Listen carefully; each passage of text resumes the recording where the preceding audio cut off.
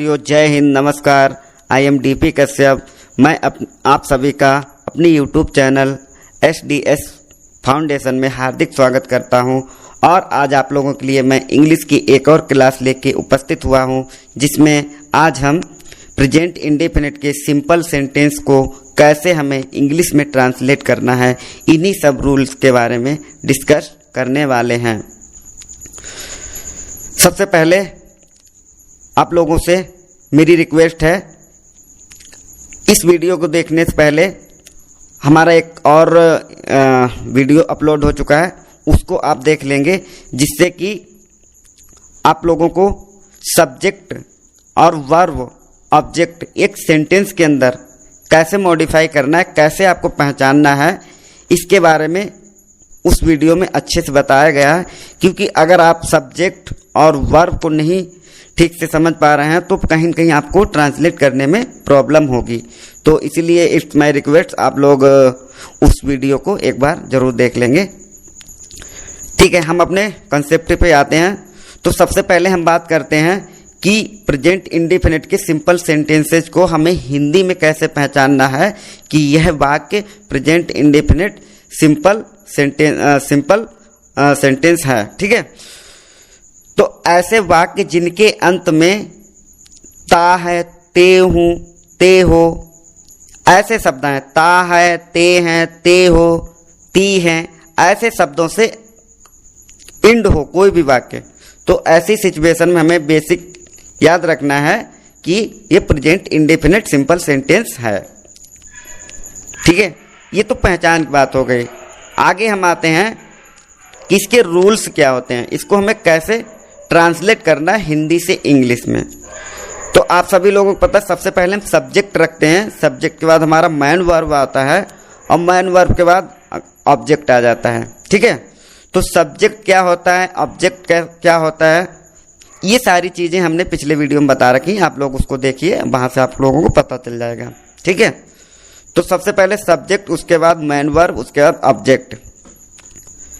इसमें एक चीज़ आप लोगों को ध्यान रखनी होती है, वो ये है कि जो भी सिंगुलर सब्जेक्ट होंगे उनके साथ हमें जो मैन वर्ब होगी उसमें एस या ईएस को ऐड करना होता है सिंगुलर के साथ, और जो प्लूरल होंगे उसके साथ हमें वर्ब की फर्स्ट फॉर्म का यूज करना होता है। तो इसमें ये हमें कैसे पता लगाएं, ये हम कैसे जानें, या हमें ये कन्फ्यूजन होती है कि एस कब ऐड करना है सिंगुलर के साथ मैन वर्ब में और ईएस कब ऐड करना है। तो इसके लिए कुछ कंसेप्ट हैं जिनको आप ध्यान में रखते हुए इस चीज़ को अच्छे से सीख सकते हैं। हम उन सभी कंसेप्ट को अच्छे से डिस्कस करेंगे। ठीक है, तो सबसे पहला कंसेप्ट है हमारा, ऐसी कोई वर्ब जिसके अंत में ओ हो, ऐसी कोई वर्ब जिसके अंत में ओ हो, उस वर्ब के साथ हम सिंगुलर सब्जेक्ट में ईएस को ऐड करेंगे मैन वर्ब में। एग्जाम्पल आप लोगों के सामने है, गो हो गया या फिर डू हो गया, है ना। ऐसी सारी वर्ब्स में जो भी वर्ब्स होंगी उनके साथ हम ईएस को ऐड करेंगे। नेक्स्ट देखिए, ऐसी कोई वर्ब जिसके अंत में CH हो, तो वहाँ पर भी हमें ईएस को ऐड करना है। एग्जाम्पल आप लोगों के सामने है, टीच हो गया या फिर रीच हो गया या कैच हो गया। ठीक है, ऐसी सारी सिचुएशन में हमें वर्ब की जो वर्ब होगा हमारा, जो वर्ब की फर्स्ट फॉर्म होगी, उसमें हमें सिंगुलर के साथ ईएस को ऐड करना है। नेक्स्ट देखिए, नेक्स्ट है हमारे पास ऐसी वर्ब्स जिसके अंदर SH हो, सॉरी अंदर बोल रहा हूँ मैं बार बार, सॉरी, जिसके अंत में SH हो, वहाँ पर भी हम ES ऐड करेंगे। एग्जाम्पल आप लोगों के सामने है, विश हो गया, ठीक है, और वॉश हो गया। तो ऐसी सिचुएशन में हमें वहाँ पर ES ऐड करना है। नेक्स्ट सिचुएशन आप देखिए, ऐसा कोई वर्ब जिसके अंत में Y हो, इसमें आपको थोड़ा सा ध्यान देना पड़ेगा। एग्जाम्पल देखिए, जैसे हमने बोला प्ले, तो आप कहेंगे कि नहीं, प्ले में तो हम ईएस ऐड नहीं करते, एस ऐड करते हैं। तो इसकी एक सिचुएशन है, वो आपको ध्यान रखना है। ये किस कंडीशन में आपको एस ऐड करना है, किसमें, इसमें ईएस ऐड करना है। तो ध्यान ये देना है कि ऐसा कोई वर्ब जिसके अंत में वाई आए और उससे पहले कोई भी वॉवेल है, कोई भी वॉवेल है, ए ई आई ओ यू, इनमें से कोई भी है, तो हमें क्या करना है, वहां पर ओनली एस ऐड करना है वर्ब की फर्स्ट फॉर्म में। एग्जाम्पल देखिए आप, प्ले, प्ले में देखिए क्या है कि वाई से पहले ए है जो हमारा वॉवेल है, तो इसीलिए हम यहाँ पर एस ऐड करते हैं। से हो गया एस ए वाई, तो यहाँ पर भी हम वर्ब की फर्स्ट फॉर्म में एस ऐड करते हैं। अब हमें ईएस कब ऐड करना है, ईएस हमें ऐड करना है ऐसा कोई वर्ब जिसके अंत में वाई हो लेकिन उससे पहले कोई कंसोनेंट हो, ठीक है, कोई भी कंसोनेंट हो, जैसे आर हो, टी हो या फिर और कोई कंसोनेंट्स हो, तब हमें ऐसी सिचुएशन में ई एस ऐड करने के लिए क्या करना है, करना ये है वाई को आई में कन्वर्ट करके हमें वहां पर ई एस को ऐड कर देना है। वाई को आई में कन्वर्ट करके हमें वहां पर ई एस को ऐड कर देना है। एग्जाम्पल आप देखिए, ट्राई हो गया, तो ट्राई में आर वाई लास्ट में आ रहा है, अंत में आर वाई आ रहा है, तो हमें क्या करना है, वाई को आई में कन्वर्ट करके ई एस ऐड कर देना है, ट्राइज हो जाएगा। इसी प्रकार ट्राई हो गया, इसमें भी आर वाई लास्ट में है, अंत में आर वाई है, तो हमें क्या करना है, यहाँ पर भी वाई को आई में कन्वर्ट करके ई एस को ऐड कर देना है। नेक्स्ट देखिए, ऐसा कोई वर्ब हो जिसके अंत में जिसके अंत में एक्स हो, ठीक है, जिसके अंत में एक्स हो, तो ऐसी सिचुएशन में भी हमें वर्ब में ई एस ऐड करना है सिंगुलर के साथ। ये सारे रूल्स सिंगुलर के साथ यूज होंगे। नेक्स्ट देखिए, ऐसा कोई वर्ब जिसके अंत में डबल एस हो, ठीक है, जिसके अंत में डबल एस हो, ऐसी सिचुएशन में भी हम क्या करना है, ई एस को ऐड करना है मैन वर्ब की फर्स्ट फॉर्म में सिंगुलर के साथ। तो आई होप आपको ये चीज़ समझ आ गई है। अब हम चलते हैं स्ट्रक्चर की तरफ। स्ट्रक्चर देखते हैं कि स्ट्रक्चर क्या होगा, कैसे हमें कन्वर्ट करना है हिंदी से इंग्लिश में प्रेजेंट इंडेफिनिट के सिंपल सेंटेंस को, ठीक है। तो सबसे पहले हमें रखना है सब्जेक्ट के बारे में हम पिछले वीडियो में अच्छे से आप लोगों को बता चुके हैं। उसके बाद हमें वर्ब रखनी है, उसके बाद हमारा ऑब्जेक्ट होगा। वर्ब को रखने की इसमें रूल है जो हमने बताया भी कि एस और ई एस ऐड करना है। आपको सिंगुलर के साथ आपको एस या ई एस ऐड करना है और प्लूरल के साथ वर्ब की फर्स्ट फॉर्म यूज करना है, ठीक है। एग्जाम्पल आप देखिए, जैसे मैं बोलूं वे गाना गाते हैं, ठीक है, तो वे गाना गाते हैं, तो यहाँ पे वे की इंग्लिश दे हो जाएगी। दे हमारा प्लूरल सब्जेक्ट है, तो इसीलिए हम इसमें एस या ई एस ना ऐड करते हुए इसको हम क्या करेंगे, वर्ब की फर्स्ट फॉर्म को यूज करेंगे इसमें और ट्रांसलेट कर देंगे। तो सबसे पहले हमारे पास सब्जेक्ट क्या है, दे के बाद हमें मैन वर्ब रखनी है। मैन वर्ब हमारे पास सिंग होगा, ठीक है, इसमें एस या ई एस को ऐड नहीं करना है। तो दे सिंग, और उसके बाद सॉन्ग आ रहे हैं तो एक बार में एक ही सॉन्ग गाएंगे, ठीक है। तो दे सिंग और सॉन्ग हमारे यहाँ क्या हो गया, ऑब्जेक्ट हो गया, ठीक है। तो स्ट्रक्चर आप लोगों को समझ आ गया।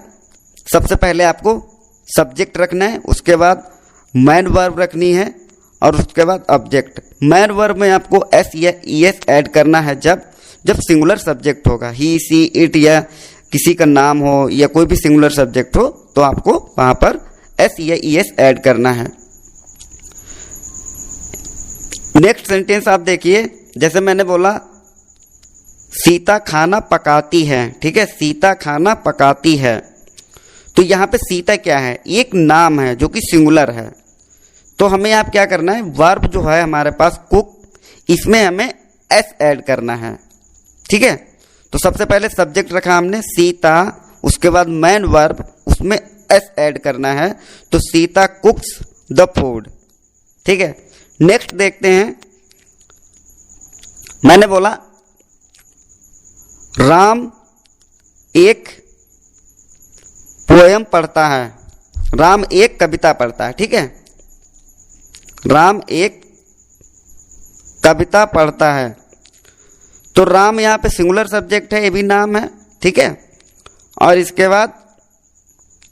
बाद आप देखेंगे कि हमारे पास मैन वर्ब रीड है, तो सिंगुलर है राम, तो इसीलिए इसमें हमें एस ऐड करके इसको रीड्स बनाना है, और उसके बाद हमारा आ जाएगा ऑब्जेक्ट।